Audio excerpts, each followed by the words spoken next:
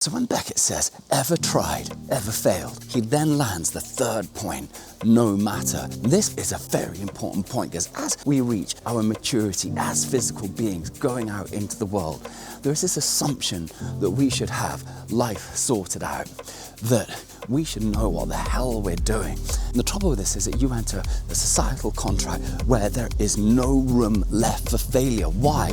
Because you were meant to have it all figured the hell out already at the very point when you're beginning to enter the game of life, when you don't know anything, because essentially you're being born for the first time into the world in your maturity. So this is the thing. He is saying no matter because he is taking this notion of failure because he understands that it is going to be underwritten into your life, that it must be underwritten into your life. Because if the journey of life is about becoming who you are, is about growing, is about becoming something more, there is no way to do that in a static sense. You cannot stay in the same place. And the trouble is that as you go into society, you start getting rewarded with this underwritten contract where you will sacrifice something. What do you sacrifice? You sacrifice your time, and in exchange, what do you get?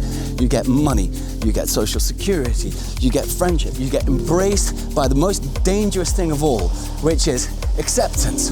Whoa. And this is the thing that is so dangerous because as you get more comfortable within this environment, you also start feeling successful. Oh, things are going well. I'm being paid. I've got enough to do all these things that society asks one to do. But it comes with a trap and something starts gnawing at you, something that you're ignoring and that you can't put aside. What is it? Well, it's that feeling that you're afraid to fail. And the thing is that you have to fail. You have to have the dangerous feeling of risking something. The basic premise of life, which is that in order to change, you have to grow, you have to iterate. And if you're going to grow, the key thing is that you have to accrue and acquire new knowledge. And if you're not going to fail, then how the hell are you going to get the new knowledge? And yeah, you can go on YouTube and you can see everyone talking over and over and over and over about success.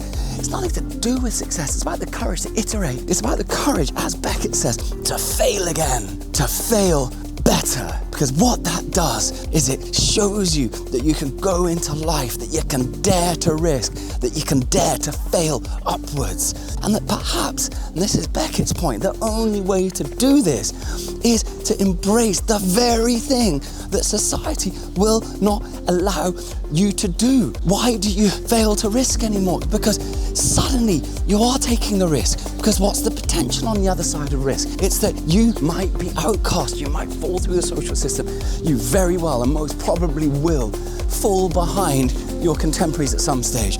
But then you have a very important decision to make. Do you want to make the decision to live in society and with society on its terms? Or do you want to have the courage to live with yourself? And at that point, the risk becomes this. If you follow that thing that you hold most true in your being and in your heart, and through daring to fail, can you go through those thresholds?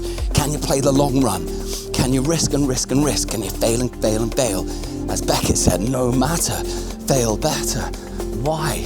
Because you have the capacity over the long run to accrue such knowledge through those failures that you start building something so much more powerful than you ever could if you're within the contract as set out in front of you at the point of becoming a mature physical being. And so at all stages, you have to make this negotiation with yourself. And at some point, you very well have to make the decision, if you're going to go your own way in anything in life, you have to risk falling behind.